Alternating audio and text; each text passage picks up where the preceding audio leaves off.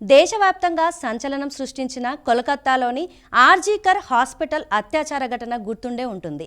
తన కూతురుకు జరిగిన అన్యాయంపై అలుపెరగని పోరాటం చేసిన ఆ తల్లి నేడు పశ్చిమ బెంగాల్ అసెంబ్లీ ఎన్నికల ఫలితాల్లో చారిత్రాత్మక విజయాన్ని అందుకున్నారు.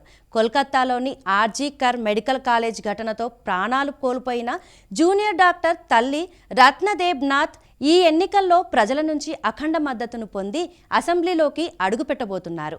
అధికార టీఎంసీ అభ్యర్థిపై ఆమె దాదాపు 40,000 ఓట్ల పైచిలుకు ఆధిక్యాన్ని ప్రదర్శించారు. గెలుపు ఖాయమైన తర్వాత ఆమె మీడియాతో మాట్లాడుతూ, ఈ గెలుపు నాది కాదు, నా కూతురిది. బెంగాల్లోని ప్రతి ఆడబిడ్డ భద్రత కోసం నా పోరాటం సభలోనూ కొనసాగుతుంది అంటూ కన్నీటి పర్యంతమయ్యారు. ఆర్జీకర్ ఘటన తర్వాత బెంగాల్ వ్యాప్తంగా జరిగిన నిరసనలు, డాక్టర్ల సమ్మెలు ఓటర్లపై ఎంతటి ప్రభావం చూపాయో ఈ గెలుపు నిరూపిస్తోంది.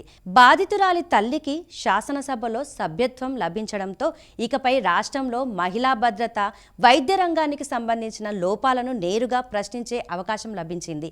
ఈ గెలుపు కేవలం రాజకీయపరమైనది మాత్రమే కాదు, ఒక కుటుంబ న్యాయం కోసం చేసిన ధర్మ పోరాటంలో ప్రజలు అందించిన సంఘీభావంగా బెంగాల్ చరిత్రలో నిలిచిపోతుంది.